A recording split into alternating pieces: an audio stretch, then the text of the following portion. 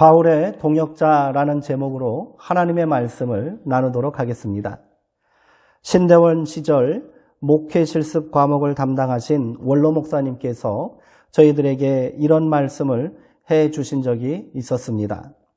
전도사님들, 앞으로 목회 현장에 나가면 이 말을 꼭 기억해야 합니다. 천사같이 목회해도 악마 같은 성도가 있고 악마같이 목회해도 천사 같은 성도가 있는 법입니다. 이게 무슨 말인가 웅성웅성하는 저희들에게 목사님은 행복한 목회를 위해서는 절대로 사람들의 평가에 휘둘리지 말아야 한다는 뜻이라고 말씀해 주셨습니다. 오랜 연륜에서 나오는 선배 목사님의 말씀에 모두가 고개를 끄덕일 수밖에 없었습니다. 그러나 막상 목회 현장에 나와보니 그게 그렇게 쉽지가 않았습니다. 조금만 칭찬을 들어도 우쭐대기 일쑤였고 사소한 불만의 소리만 들려도 며칠 동안 안절부절 못하겠더군요. 지금은 많이 의연해졌다고 생각했는데 이런 변덕스러운 감정은 여전한 것 같아 그저 민망하기만 합니다. 인간은 누구나 타인에게 인정받고 싶은 욕구가 있습니다. 심리학자들은 인정 욕구가 생존 욕구만큼이나 원초적인 것이라고 말합니다.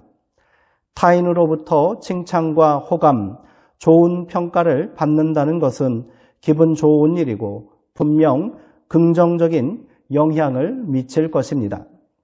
그러나 인정 욕구를 통해서만 자기 만족과 성취감을 얻으려고 한다면 문제가 되겠지요. 사람의 기대치는 항상 더 높은 곳으로 향하지만 모두가 거기에 도달할 수는 없기 때문입니다. 사람들이 강박과 중독, 집착에 빠지는 이유도 따지고 보면 마찬가지입니다. 사람이 성장하는 데 있어 중요한 것은 기대치를 높이는 것이 아니라 자존감을 높이는 데 있습니다. 다른 사람에게 인정받아야만 내가 가치 있고 중요한 사람이 되는 것은 아닙니다. 내 가치는 스스로 정하는 것입니다. 자신의 가능성을 믿고 스스로를 긍정하는 것이 중요합니다. 그래서 때로는 타인으로부터 미움이나 비난을 받을 용기가 필요한 것입니다. 아무리 조심하고 노력해도 모두에게 인정받고 모두에게 사랑받을 수는 없습니다.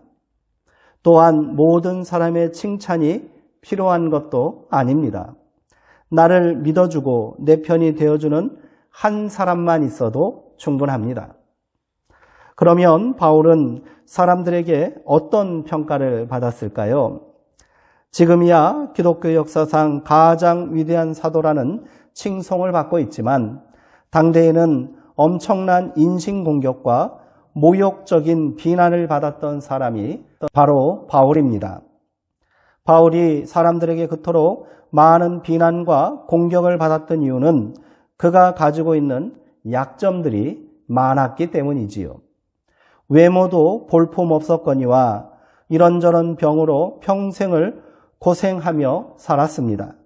타고난 외모야 어쩔 수 없다 해도 병약한 몸이라도 치유해달라고 하나님께 간절히 기도했지만 하나님께서는 내 은혜가 내게 족하다라고 말씀하시며 거절하셨습니다. 그렇다고 설교라도 잘하느냐 하면 그런 것도 아니었나 봅니다. 바울을 공격하는 자들은 그의 글은 읽을만 하나 말은 시원하지 않다고 조롱했습니다. 가장 큰 약점은 사도성에 관한 것이었습니다. 당시 교회의 지도자라 할 수 있는 사도들은 예수님의 제자 그룹에 속한 사람들이었습니다. 그런데 바울은 생전에 예수님을 한 번도 본 적이 없습니다. 그렇다고 소위 말하는 정통 사도들과 친분을 쌓으려고도 하지 않았습니다. 오히려 유대인 중심의 선교를 우선시하는 예루살렘 교회의 사도들과 번번이 충돌을 일으키기 일쑤였습니다. 그가 철저하게 이방인 중심의 사역에 헌신하다 보니 여전히 율법을 중시하는 자들과 끊임없이 논쟁을 벌여야만 했던 것입니다. 인간적인 생각으로는 자신의 주장을 조금 양보하고 타협할 만도 한데 복음과 구원 문제에 있어서는 일체의 물러섬이 없는 사람입니다. 한마디로 바울은 왕따 같은 존재였습니다. 그러나 하나님의 복음을 위하여 택정함을 받은 그리스도의 종이라는 확고한 정체성으로 그는 수많은 비난과 공격을 묵묵히 견디며 기독교 역사상 가장 위대한 선교의 업적을 남길 수 있었던 겁니다. 그런 의미에서 바울이라는 사람은 신앙을 떠나 인간적으로도 매력적인 사람이 아닐 수 없습니다. 적이 있으면 동지도 있는 법, 바울에게도 뜻을 함께하는 동역자들이 있었습니다. 바울은 로마서 집필을 마무리하면서 맨 마지막에 그들의 이름을 로마 교회 성도들에게 소개하고 있습니다. 그렇게 로마서 16장에 이름이 언급된 사람들만 27명이나 됩니다. 어찌 보면 많은 사람처럼 보이나 저는 그렇지 않다고 생각합니다. 20여 년간 세계 곳곳을 다니며 최소한 10개가 넘는 교회를 세운 바울입니다. 그렇게 바울에게 전도를 받은 사람이 어찌 이것밖에 안 되겠습니까? 물론 이 27명은 그의 핵심 멤버들이었겠지만 그래도 너무 적다는 생각이 듭니다. 더군다나 이들 중 11명이 여성이었습니다. 당시 여성이 어떤 대우를 받았는지 생각한다면 오히려 이름을 밝히지 않는 것이 현명하지 않을까요? 당시 로마 사회에서는 훌륭한 여성의 경계선은 대문이며 처녀들은 집 안에서 가능하면 외부 세계로부터 멀리 떨어진 곳에서 지내야 한다라는 말까지 있었다고 합니다.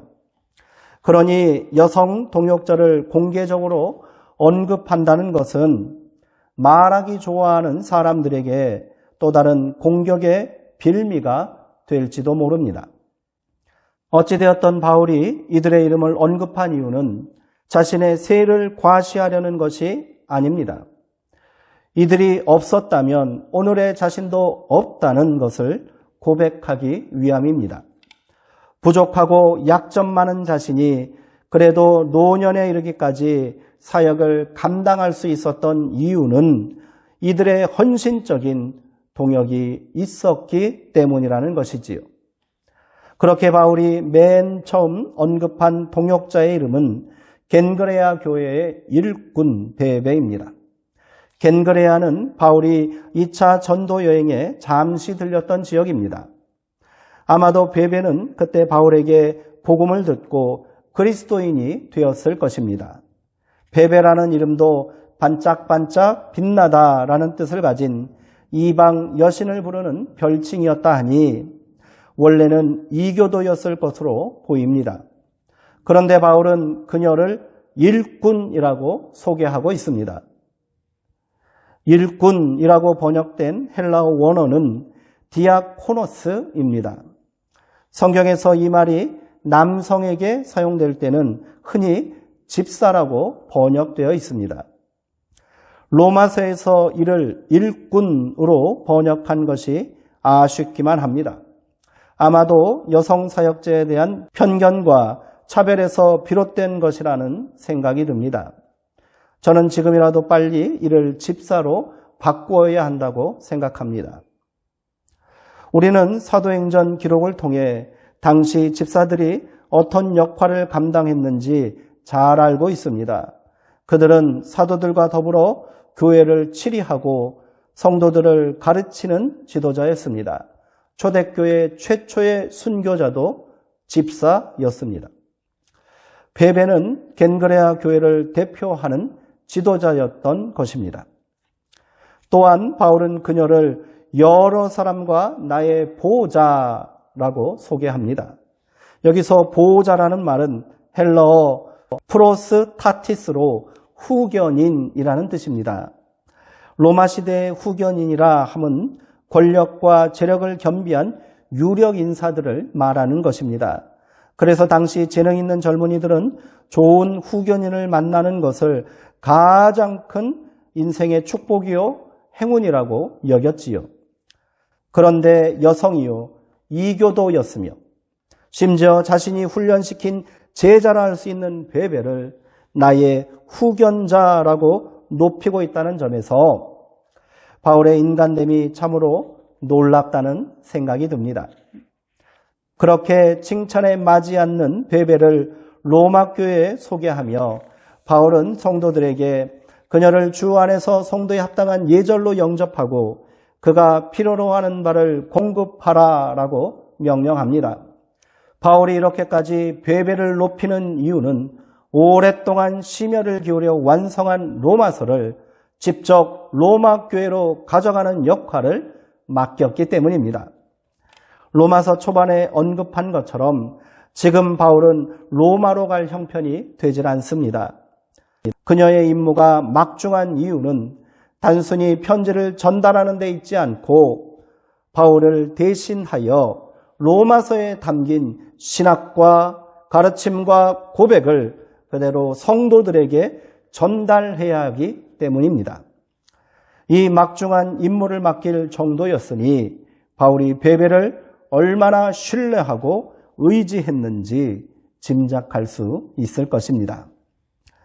이제 바울은 로마 교회 성도들을 향해 존경과 사랑의 마음을 담아 문안을 전하는 형제 자매들의 이름을 소개하고 있습니다. 바울은 이들을 그리스도 예수 안에서 나의 동역자들이라고 고백합니다. 자신의 사역은 이들의 동역이 없이는 불가능하다는 말입니다. 그렇다면 바울이 소개하고 있는 동역자들은 어떤 사람들일까요? 가장 먼저 문안 인사를 전한 사람은 브리스가와 아굴라 부부입니다. 로마 교회 성도들에게는 아주 친근한 이름입니다. 이들은 로마 교회에서 신앙생활하다가 유대인 추방령에 의해 고린도 지방으로 강제 이주해야만 했기에 로마 교회 성도들에게는 그리운 이름입니다. 바울은 고린도에서 이들 부부를 만났고 함께 생업을 같이 하며 전도에 전념할 수 있었습니다. 바울이 고린도를 떠날 때에도 이들 부부는 생업을 뒤로 하고 안디옥까지 동행하기를 추저하지 않았습니다. 그래서 바울은 이들은 나를 위해 자기 목숨까지도 내어놓은 사람이라고 고백하며 이들의 수고와 헌신에 감사의 마음을 전하였습니다. 또 다른 바울의 동역자들은 에베네도와 같이 그리스도께 처음 맺은 열매되어 자기 집을 기꺼이 교회로 모임 장소로 제공했던 사람들입니다. 그리고 마리아와 같이 성도를 위하여 많이 수고한 섬김의 일꾼들이었으며 안드로니고와 유니오와 같이 함께 옥에 갇혔던 충성스러운 사람들입니다. 얌블리아와 같이 주 안에서 내가 사랑하는 자들도 있었고 아벨라와 같이 그리스도 안에서 인정받는 사람들도 있었습니다. 모두가 복음을 위하여 바울과 함께 헌신하고 수고하고 인내하며 살았던 사람들입니다. 그러기에 이 모든 사람들은 바울이 각고의 노력을 통해 완성한 평생의 역작이라 할 수 있는 로마서의 그 이름을 남길 만한 사람들입니다. 바울이 로마서에서 그 이름을 언급한 사람들은 특별한 사람들이 아닙니다. 그들은 모두 우리에게 낯선 사람들이지요. 다른 성경 어디에도 그 이름이 등장하지 않습니다. 그만큼 평범한 사람들이었다는 뜻입니다. 그러나 바울에게 이들이 특별한 이유는 개인적인 친분이나 그들에게 도움을 받았기 때문이 아닙니다. 그들 모두가 그리스도 안에서 나와 함께하는 동역자들이었기 때문입니다. 이들은 각자의 자리에서 믿음의 분량대로 수고하는 자들이며 환난과 고난을 이기고 믿음을 지킨 자들입니다. 그리스도 안에서 진심으로 서로 사랑하고 섬기고 수고하는 사람들입니다. 이들이 없이는 바울도 없습니다. 바울의 위대한 사역은 혼자만의 업적이 아닙니다. 이처럼 이름조차 생소한 사람들의 보이지 않는 동역이 있었기에 가능했던 것입니다. 이것이 하나님께서 일하시고 역사하시는 방법입니다. 하나님의 아들로 이 땅에 오신 예수님도 홀로 사역을 감당하지 않으셨습니다. 제자를 세우시고 그들과 함께 하나님 나라를 세우기를 원하셨습니다. 예수님께서 능력이 부족해서 사역에 자신이 없어서 제자를 세우신 것이 아닙니다. 그것이 하나님께서 일하시는 방법이기 때문에 그리하신 것입니다. 그렇게 예수님께서는 십자가도 함께 감당해야 한다고 명령하셨습니다. 누구든지 나를 따라오려거든 자기를 부인하고 자기 십자가를 지고 나를 따를 것이니라. 제자들을 불러서 명령하셨습니다. 우리는 저마다 감당해야 할 십자가가 있습니다. 예수님은 자기 십자가를 지고 하나님의 구원 역사를 이루기 위하여 골고다로 향하셨습니다. 저마다 다르다 할지라도 그 십자가가 향하는 곳은 오직 한 곳, 하나님의 구원 역사이기에 우리는 자기를 부인하는 십자가를 통해 선한 동역의 길로 함께 나아갈 수 있는 것입니다. 방향이 같으니 마음도 같을 수밖에 없습니다. 같은 마음을 가진 우리이기에 조금 뒤처지고 모자란 듯하고 설령 방해만 되는 사람이라 할지라도 소중한 형제입니다. 뒤처지면 거들어주고 모자라면 채워주면 되는 것입니다. 그것이 바로 동역자의 마음입니다. 이 마음이 사라지면 교회는 그 존재의 이유를 상실하게 되고 성도의 믿음은 아무 열매도 맺지 못하는 저주받은 무화과 나무처럼 말라 죽고 말 것입니다. 우리 수정동교회가 아름다운 동역자들로 가득하기를 소망합니다. 지금도 보이지 않는 곳에서 수고하시는 귀한 동역자들이 계시기에 수정동교회가 귀하게 세워지고 있는 줄 믿습니다. 누군가는 화장실을 청소하고 누군가는 성전을 쓸고 닦고 누군가는 성도의 안부를 묻고 누군가는 예배의 자리를 지키고 누군가는 기도하심으로 모진 풍파 속에서도 70년의 세월을 지내왔습니다. 이 귀한 동역에 더 많은 사람들이 더 많은 열심으로 함께해 주시기 바랍니다. 작은 것이라도 각자의 믿음의 분량대로 함께 동역해 주시기를 권면합니다. 그리스도 안에서 서로의 이름을 부르며 보이지 않으면 안부가 궁금하고 기회가 되는 대로 서로를 향해 문안할 수 있는 관계가 되었으면 좋겠습니다. 저는 한없이 부족한 사람입니다. 그래도 하나님께서 사명을 주시고 그리스도께서 역사하심을 믿고 아무것도 자랑할 것도 없는 제가 목회자의 사명을 감당하고 있습니다. 저에게 부족한 것이 보이거든 성도님들이 채워주십시오. 저도 성도님들의 모자란 것이 보이면 더 낮아져서 그것을 대신 감당하고 돕겠습니다. 성도님들이 저에게 베베가 되어주시고 브리스가와 아굴라 부부가 되어주십시오. 에베네도가 되어주시고 안드로니아와 유니아가 되어주십시오. 저도 성도님들께 감히 바울 같은 사람이 될 수 없을지라도 바울처럼 교회를 위해 하나님 나라를 위해 목숨을 걸고 헌신하겠습니다. 그렇게 우리 사랑하는 수정동교회를 함께 세우는 귀한 동역자들이 됩시다. 그렇게 우리 함께 이 땅에 하나님 나라를 세우는 능력의 일꾼이 됩시다. 기도하시겠습니다. 우리를 하나님 나라의 귀한 동역자로 세우시는 아버지 하나님, 우리에게 바울과 같은 마음을 또 그의 귀한 동역자들의 열심을 허락하여 주옵소서. 우리가 그리스도와 함께 그리스도 안에서 서로를 세우고 사랑하고 섬기며 문안하기에 힘쓸 때 우리 안에 선한 동역의 역사가 일어날 줄 믿사오니 우리로 그와 같이 행하게 하옵소서. 그렇게 우리가 사랑하는 수종농교회를 위하여 이 땅에 임한 하나님 나라를 위하여 충성하는 열심 있는 동역자들이 되게 하옵소서. 예수님의 이름으로 기도하옵나이다. 아멘.